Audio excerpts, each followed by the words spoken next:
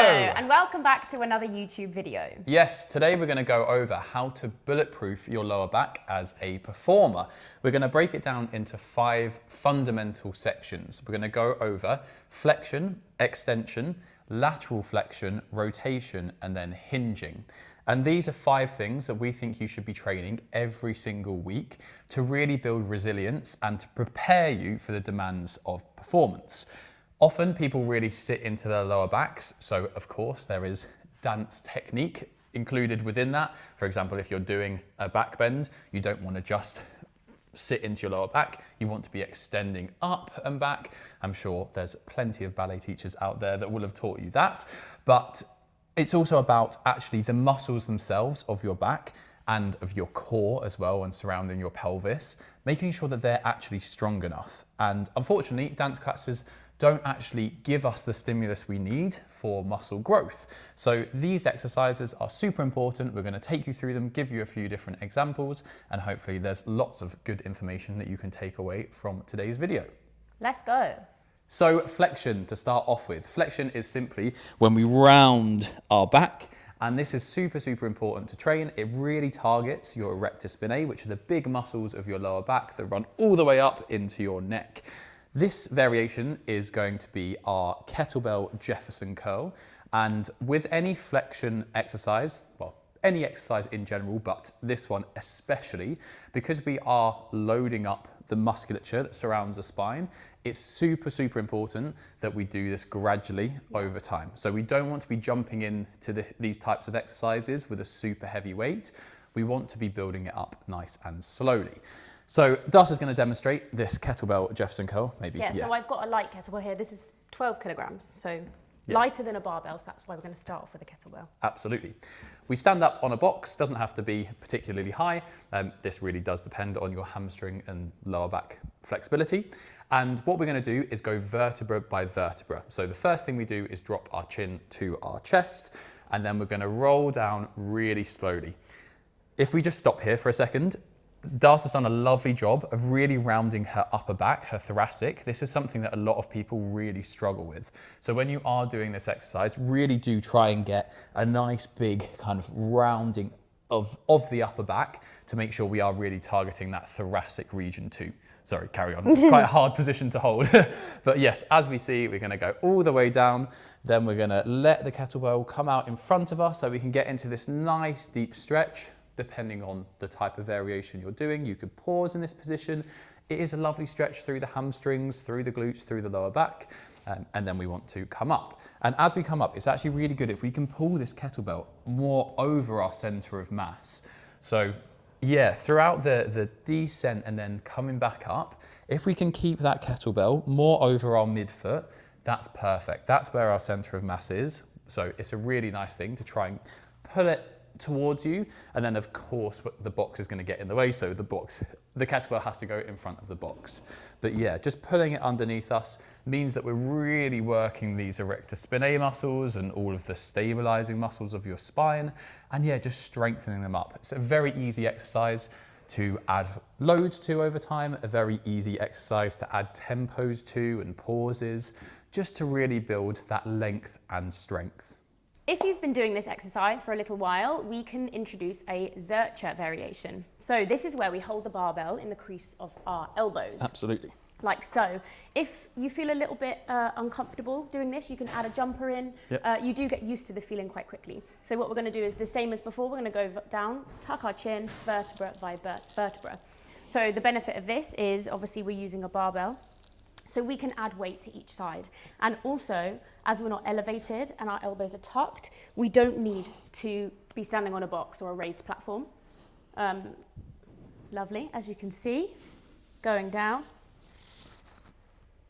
and coming back up. We can do the same variations here. We can pause at the bottom, do nice, slow, eccentric. Really nice variation, as Dar says, means that you don't have to use a box.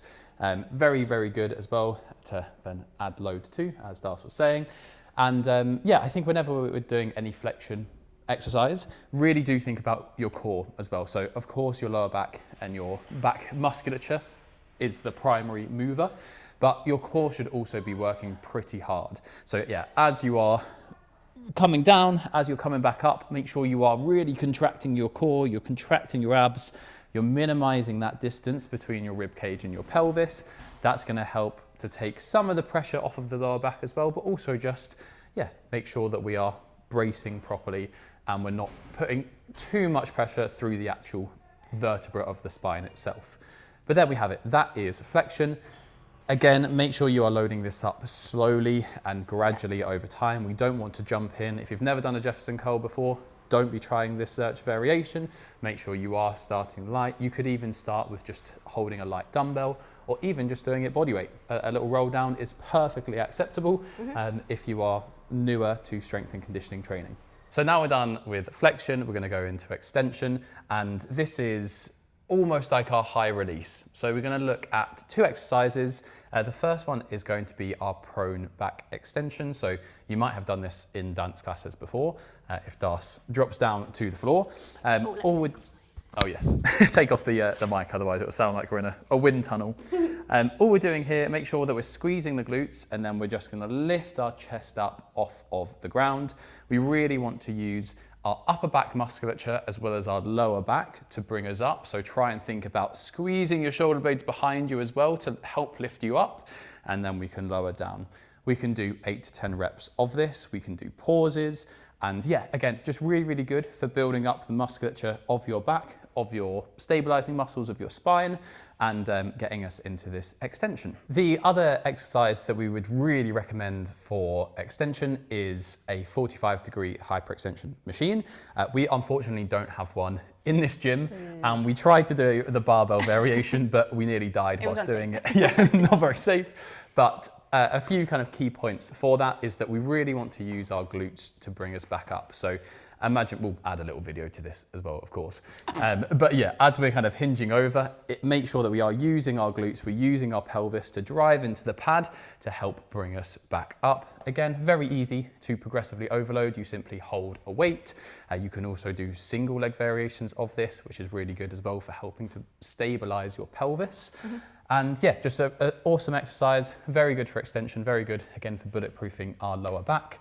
And yes, one other thing on these hyperextensions is that often people will place the pad too high up. Yeah. We really want to place the pad quite low so the top of our hips are free and up off of the pad. This allows us to really hinge over, and it means that we don't get into kind of rounding just the upper back and kind of extending like that, because then we're not really using the hips all that much, and that's often where you'll get that real kind of tight sensation in your lower back, and it doesn't feel too nice. So yeah, when you're setting up, just make sure that your hips are kind of free of the pad. You can really hinge over and then use your glutes to bring you back up. So now we're into some lateral flexion of the spine. What that means is basically just side bending, and there's some really key musculature of our core and of our like pelvic area that helps to stabilize our pelvis and make sure that we're not sitting into maybe one side of the lower back. Yeah, just very good. A lot of people who often struggle with lower back pain will be really limited in their side bend kind of ability and range of motion. So something like a kettlebell side bend that we're going to show you is a perfect way to start loading up the obliques, the quadratus lumborum, your QL muscles, your internal obliques, and yeah, opening up this space between your pelvis and your rib cage, and then strengthening all these muscles of your core and of your side to help bring you back up. So Darcy's going to show us just a super easy demonstration. All we're doing, a nice big reach to the side, and then really contracting the other oblique and internal oblique in QL to bring us back up. Again, something that we really like to do on these types of exercises is actually focus on our breathing a little bit too. So it's really nice actually, as we lower down, if we can breathe into that side that's expanding, we just get an even bigger stretch through the rib cage, through that side, and then we can almost breathe out to help contract and bring us back up. Yeah, we're going to make sure not to arch our lower back here as well. Absolutely. It's quite easy to sit into it. I think just think about keeping a neutral pelvis in this position. 100%. As you bend to the side. Yes. Often people really try and cheat this by coming forwards a little bit too much as well. It's very easy to do that, I think. Yeah, you tend to kind of rotate a little bit, and that's not really what we want. We want to imagine Track we're the in. leg. Yeah, like two planes of glass, and you're literally just bending to the side and then coming back up. So of course, there's lots of other side bend variations that we can do. We love stuff like the overhead cable side bend. A lot of our clients, we will give this to, and it's an absolutely brutal exercise, but again, very good for helping to engage your QL muscles, your obliques, and really strengthen that core and lower back region. This is a straddle QL raise, which again is slightly more dance specific. We're also getting a little bit more mobility in there as well. And all we're doing is bending over to the side, getting into that deep stretch, really opening up, that side, opening up that rib cage, and as much distance as possible between that rib cage and pelvis. And then we're coming back up. And of course, that weight is not only pushing us deeper into our range of motion, but it's also adding more resistance to make that concentric, that coming up much harder. So into our penultimate category, we have rotation. And we, again, really like to use cables for any type of rotation drill.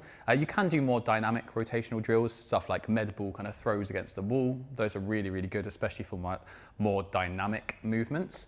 But we love stuff like a bent over cable rotation. Very, very easy to load up and progressively overload over time.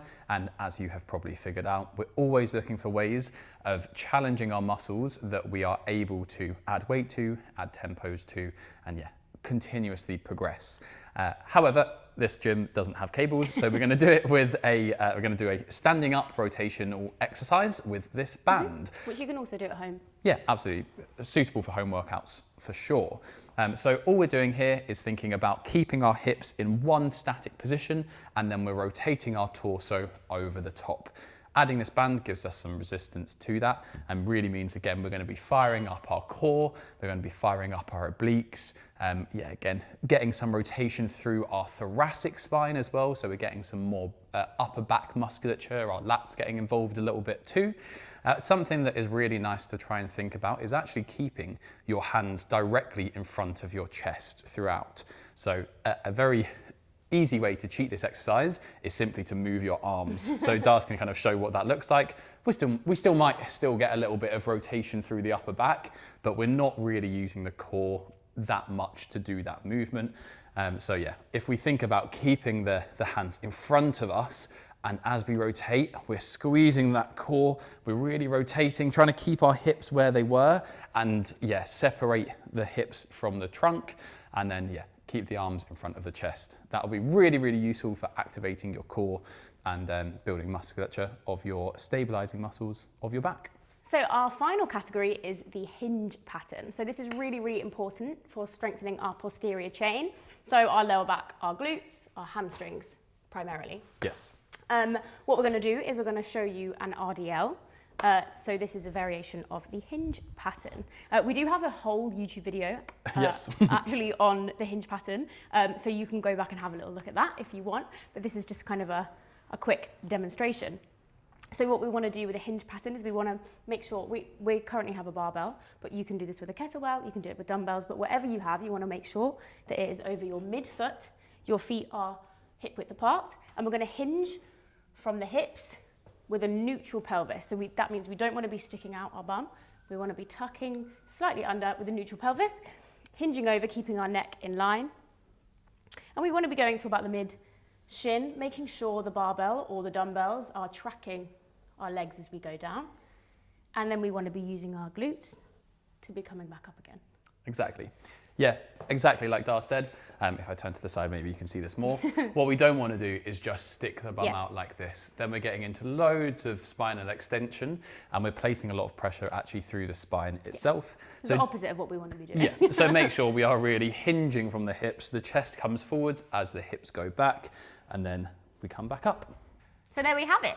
There we have it. Our 5 key categories that you should be training on a weekly basis to ensure that you are doing everything possible to help strengthen and bulletproof your back.